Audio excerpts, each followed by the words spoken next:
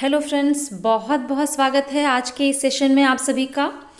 आज के इस सेशन में हम फिजिक्स का एक बहुत ही इम्पॉर्टेंट टॉपिक डिस्कस करने वाले हैं और वो टॉपिक है total energy and the binding energy of a satellite.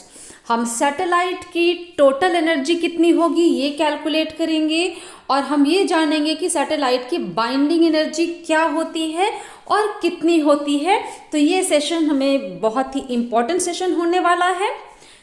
आइए बिना डिले किए हुए हम आगे बढ़ते हैं। और अगर ये सेशन आपके लिए इम्पॉर्टेंट है, ये वीडियो आपको पसंद आता है तो फ्रेंड्स वीडियो को लाइक करना और चैनल को सब्सक्राइब करना बिल्कुल भी ना भूलें। तो आइए देखते हैं कि कैसे हम कैलकुलेट कर सकते हैं किसी सैटेलाइट की टोटल एनर्जी। इसके पहले के वीडियोस में हमने सैटेलाइट के बारे में डिस्कस किया है आपसे। आप जानते हैं कि वो बॉडी जो किसी प्लैनेट के चारों तरफ रिवॉल्व करती है उसे ही आप सैटेलाइट कहते हैं, उपग्रह कहते हैं। और इससे पहले के वीडियोस में हमने सैटेलाइट से रिलेटेड बहुत सारी चीज़ों को डिस्कस किया है। आप इसी चैनल पे जा कर के उन वीडियोस को देख सकते हैं, उनकी जानकारी आपको मिल सकती है। तो फ्रेंड्स, यहाँ हम कंसीडर कर रहे हैं प्लैनेट अर्थ, यानी पृथ्वी के एक सैटेलाइट को हम यहाँ पे इमेजिन कर रहे हैं। हमने प्लैनेट जो लिया है वो अर्थ है। ऑफ कोर्स यहाँ हम जहाँ पर भी अर्थ का मास लेंगे उसे हम कैपिटल एम से रिप्रेजेंट करेंगे। कैपिटल एम शो करेगा प्लैनेट अर्थ का मास, उसका द्रव्यमान प्रदर्शित करेगा। और अर्थ के चारों तरफ जो सैटेलाइट रिवॉल्व कर रहा है उसका मास हम स्मॉल एम से रिप्रेजेंट करेंगे। यानी प्लैनेट का मास कैपिटल एम और सैटेलाइट का मास होगा स्मॉल एम। तो friends, we have a satellite of mass small m. Small m mass का एक सैटेलाइट हमने लिया है and this satellite is moving in an orbit of radius small r। एक अपने ऑर्बिट में, अपनी कक्षा में मूव कर रहा है ये सैटेलाइट और उस ऑर्बिट का रेडियस है स्मॉल r। किस वेलोसिटी से मूव कर रहा है ये सैटेलाइट? तो फ्रेंड्स, वेलोसिटी को हमने v0 से रिप्रेजेंट किया है यहाँ पर सैटेलाइट की ऑर्बिटल वेलोसिटी, यानी सैटेलाइट का जो कक्षीय वेग है उसके ऑर्बिट में उसका जो वेलोसिटी है, उसका वेग है, उसे हमने v0 से रिप्रेजेंट किया है। और ऑफ कोर्स आपने पिछले वीडियोस देखे होंगे सेम चैनल के, तो उन वीडियोस में आपने देखा होगा कि कितनी आती है सैटेलाइट की ऑर्बिटल वेलोसिटी। क्योंकि हम यहाँ अर्थ को एज अ प्लैनेट ले रहे हैं, उसके चारों तरफ रिवॉल्व करता हुआ सैटेलाइट हमने इमेजिन किया है।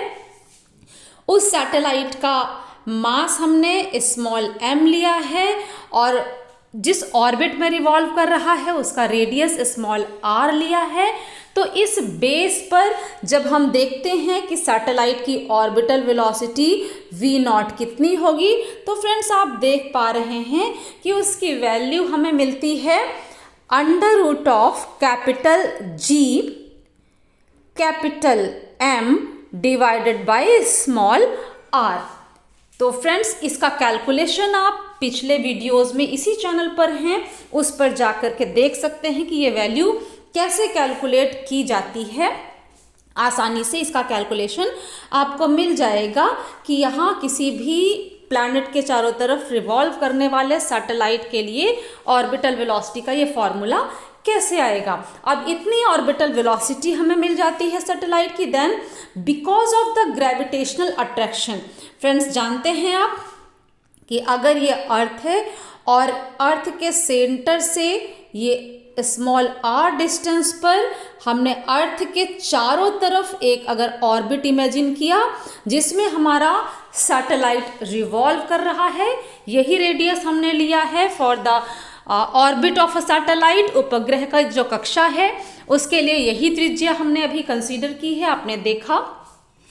इसमें जब सैटेलाइट रिवॉल्व करता है तो ये जो अर्थ है इसका ग्रेविटेशनल अट्रैक्शन गुरुत्वाकर्षण उस सैटेलाइट पर लग रहा होता है, यानी अर्थ के ग्रेविटेशनल फील्ड में सैटेलाइट मूव कर रहा है।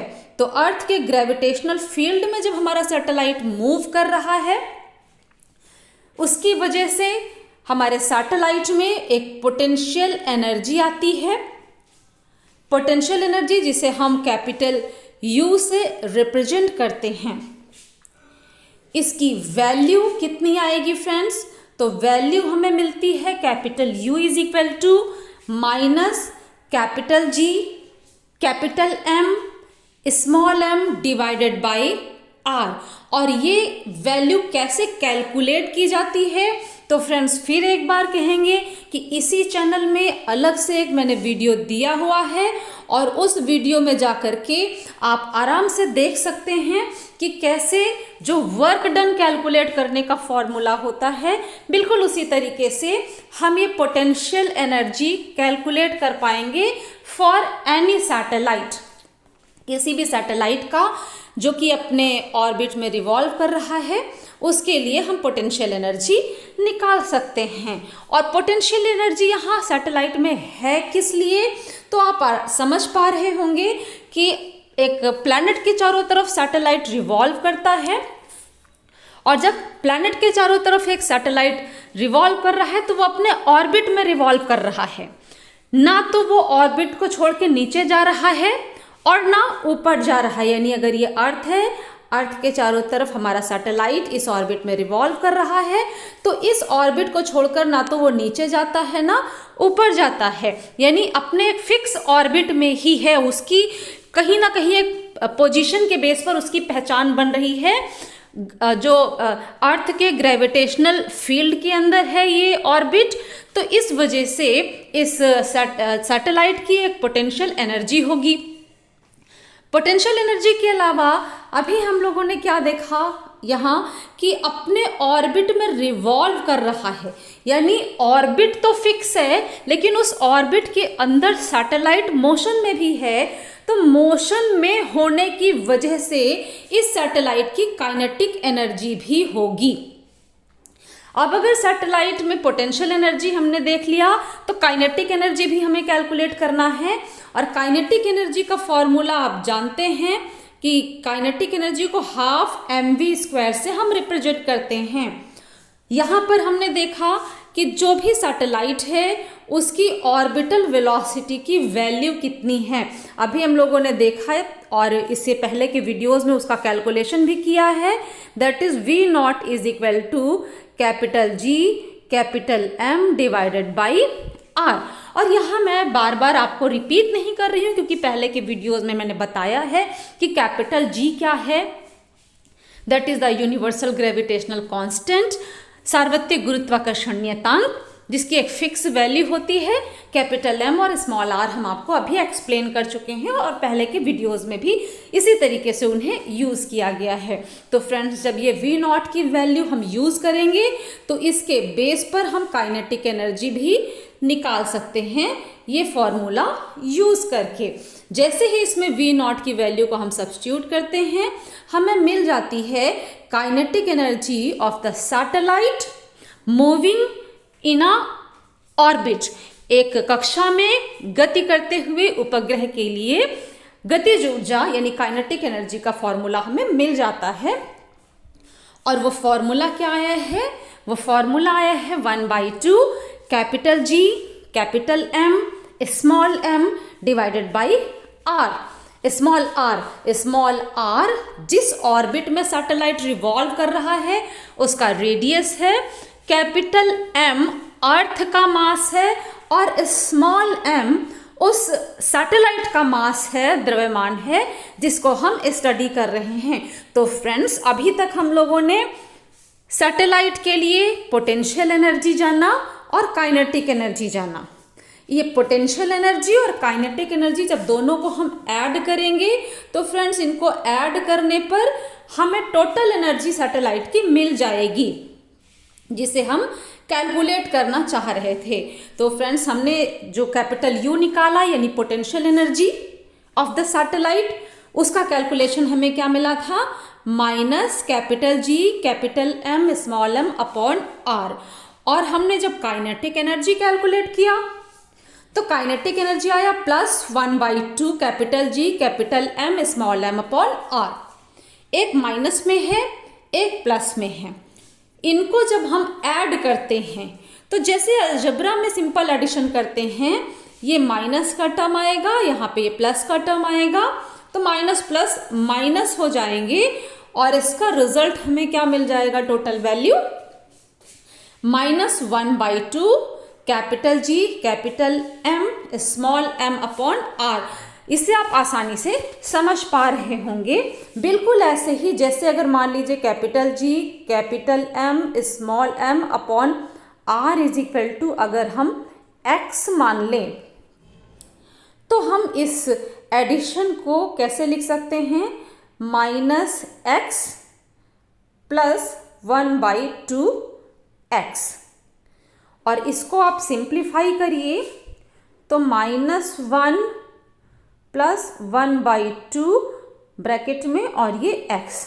अब यहाँ सॉल्व कर दीजिए ब्रैकेट वाले टर्म को, तो -1 में से 1/2, -1 में 1/2 ऐड करना है। इसको आप सॉल्व करेंगे तो -1/2 आएगा, यानी रिजल्ट हमें क्या मिलेगा इसका, -1/2x। और x की वैल्यू जो हमने मानी थी उसे आप सब्स्टिट्यूट कर दीजिए, capital G capital M small m upon R, तो हमें यही रिजल्ट मिल जाएगा जो अभी आपने देखा। तो फ्रेंड्स, ये तो हमने कैलकुलेट कर लिया total energy of the satellite या उपग्रह की कुल ऊर्जा। टोटल एनर्जी निकालने के बाद अगला टर्म जो हम आज डिस्कस करने वाले हैं फ्रेंड्स, वो बाइंडिंग एनर्जी है। पर बाइंडिंग एनर्जी पर चलने से पहले, क्योंकि इसी से हम लिंक करके बाइंडिंग एनर्जी को समझने वाले हैं, यहाँ हमने अभी क्या देखा कि जब हमने टोटल एनर्जी निकाला तो ये एक नेगेटिव टर्म आया, -1/2 capital G capital M small m upon R. यहाँ इस माइनस का क्या मीनिंग होगा, सैटेलाइट की उपग्रह की टोटल एनर्जी नेगेटिव में है, ये नेगेटिव टर्म यहाँ पे क्या इंडिकेट करेगा।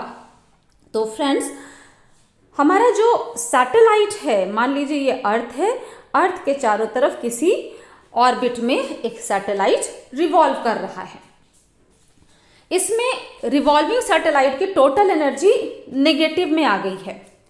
तो नेगेटिव में एनर्जी होना ये एक्सप्लेन करता है कि सैटेलाइट या उपग्रह अपने ऑर्बिट को छोड़ करके एस्केप नहीं करेगा, पलायन नहीं करेगा। मीन्स जिस ऑर्बिट में है उसी ऑर्बिट में तब तक रिवॉल्व करता रहेगा जब तक कि ये नेगेटिव टोटल एनर्जी बनी हुई है।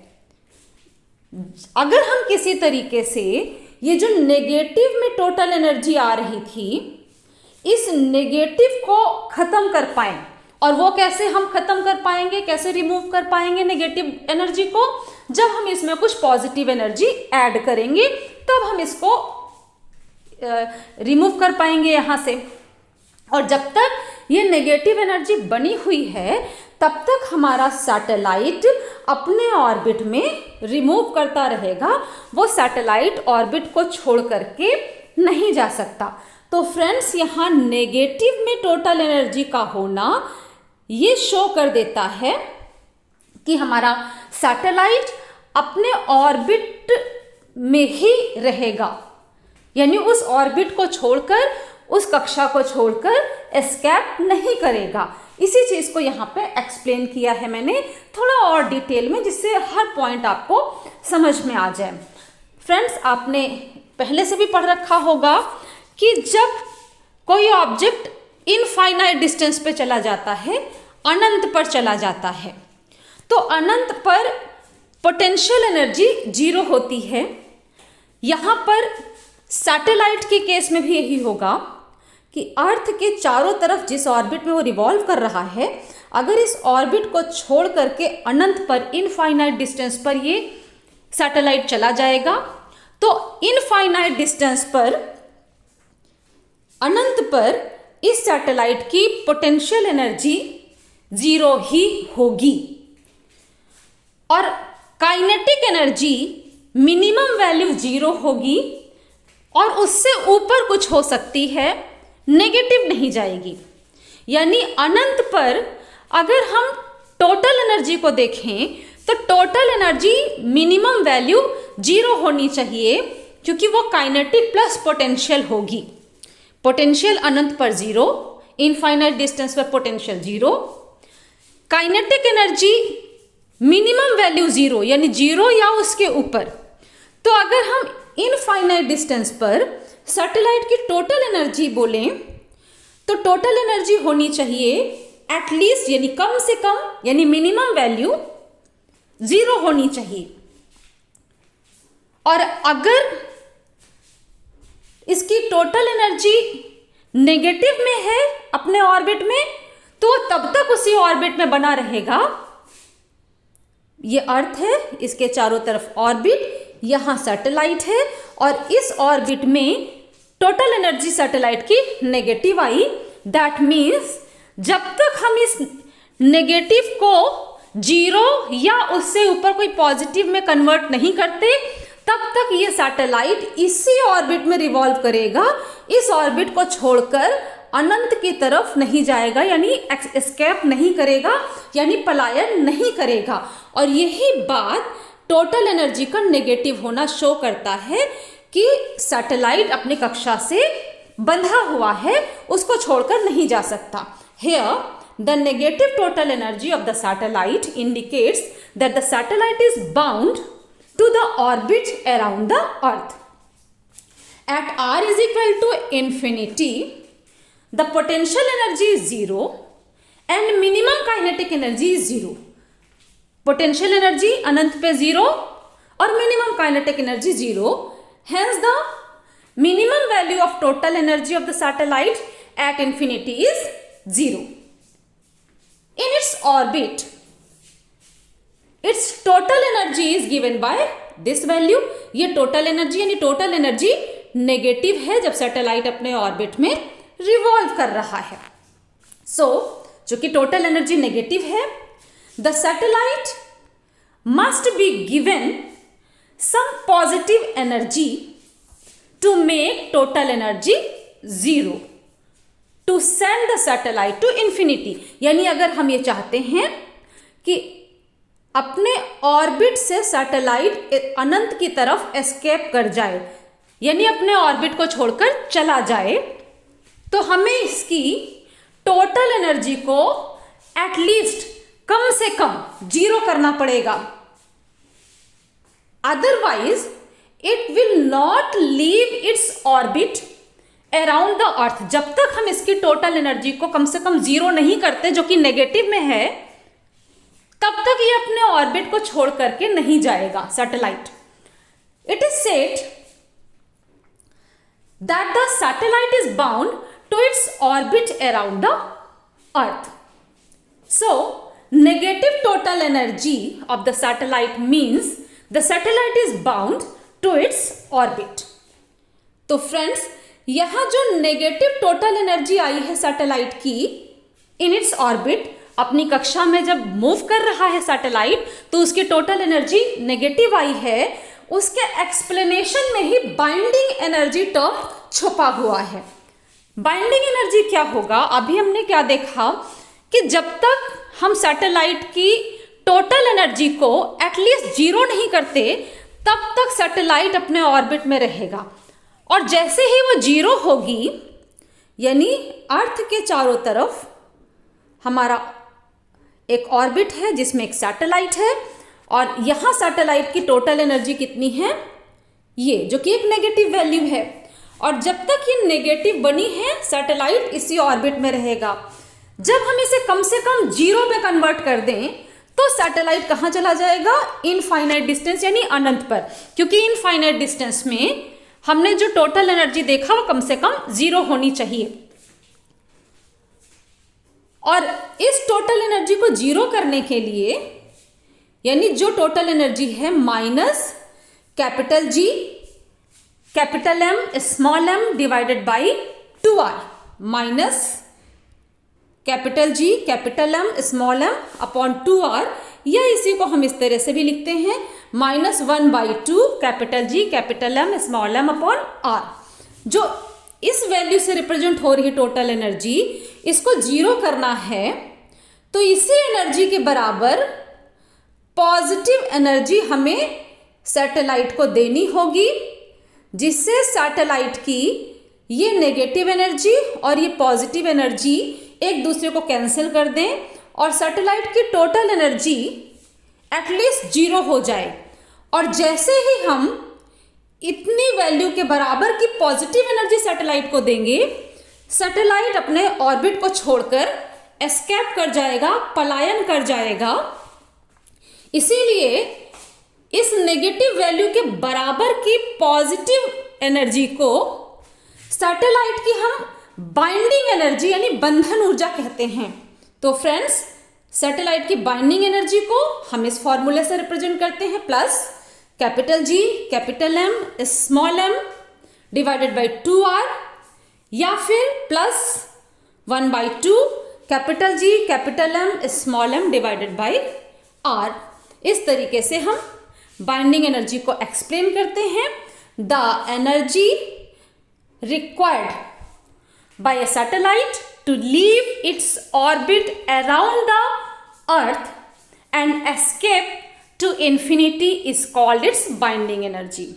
The total energy of the satellite in its orbit is given by this value. In order to escape to infinity, it must be supplied an extra energy equal to this value. इतनी energy हमें supply करनी पड़ेगी जिससे हमारा satellite escape कर सके, so that its total energy capital E becomes equal to 0. Hence, the binding energy of the satellite is given by plus capital G capital M small m divided by 2r, या फिर plus 1/2 capital G capital M small m divided by r। तो friends, आज के video में इतना ही। आगे की जानकारी के लिए देखते रहिए आगे के वीडियोस। तब तक के लिए थैंक यू।